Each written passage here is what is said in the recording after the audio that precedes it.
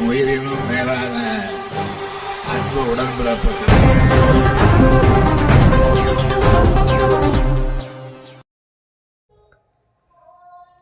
அச்சரப்பாக்கம் தெற்கு ஒன்றியத்தில் என் வாக்குச்சாவடி வெற்றி வாக்குச்சாவடி பரப்புரை கூட்டம்.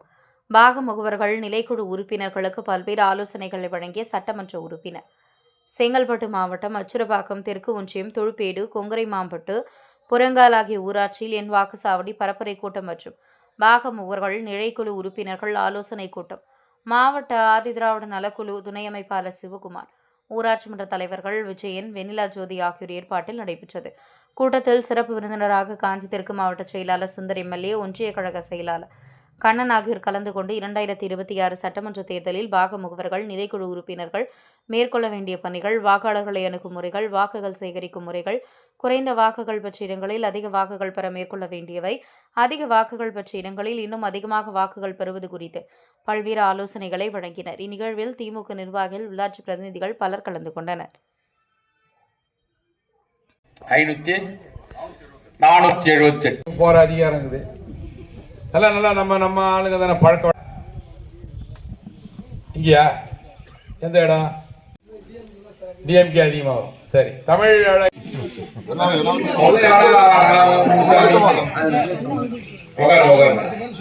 வசதி வந்திருக்காங்களாமா? இந்த 181க்கு 10 பேரை நியமிச்சிருக்கிறாங்க. சுரேஷ்குமார் வந்திருக்காரா? சந்திரன், கிருஷ்ணன், பொதுவாக நான் நினைக்கிறது ஆசைப்படுறது 550 பெற்றால் இந்த 2 வாக்குச்சாவடியும் வெற்றி வாக்குச்சாவடி. இதுதான் முதலமைச்சர் நமக்கு ஆசைப்பட. அதற்கு நம்ம நிர்வாகிகள் இப்ப செயலாளர் யாரு? சந்தோஷ்குமார் இருக்காரா? அவர் வெளியே வேலைக்கு போறாரு. பூத்துக்கும் ஒரு 30-40 குடும்பங்களை பார்க்கணும், வீடுகளை. 100 ஓட்டுன்னு வச்சுங்களேன். பொங்கல் போயிட்டு அப்புறம் படிப்படியா எல்லாம் வந்தாங்க. 1000 கொடுத்தாங்க, 500 கொடுத்தாங்க, 2000 கொடுத்தாங்க. போன வருஷம் கொடுக்கல தானே. வணக்கத்தின் நேரத்தை நான் தெரிவித்துக் கொள்கிறேன். அதே போல இங்கே இந்த நிகழ்ச்சியை ஏற்பாடு செய்த நம்முடைய துணை செயலாளர்கள் மற்றும் நம்முடைய 179 2 வாக்குச்சாவடிகளுக்கு உண்டான அந்த வெற்றியை நாம் எட்ட முடியும் என்ற கருத்தை பெறுவதற்கு நம்மளுடைய நோக்கம் இந்த வரவேற்ற தேர்தலில் நாம் வாக்களிக்க வேண்டும். இந்த கட்சிக்கு மீண்டும் இந்த அந்த நெடுந்தலைவர் மகாத்மா காந்தியை தூக்கிட்டாங்க.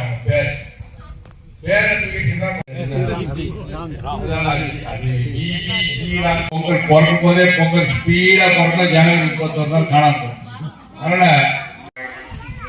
3-4 மாசம் தேர்தல் நடந்தது. ஏப்ரல் மாதம் தேர்தல். திராவிட மாடல் ஆட்சி முதலமைச்சர் முத்துவேல் கருணாநிதி ஸ்டாலின் அவர்கள் அப்படி நாங்கள் நினைக்கிற நேரத்தில் இந்த மகளிர் உரிமை தொகையையும் உயர்த்தி வாங்கிக்கிறாங்க. அநேகமா ஜனவரி மாதம்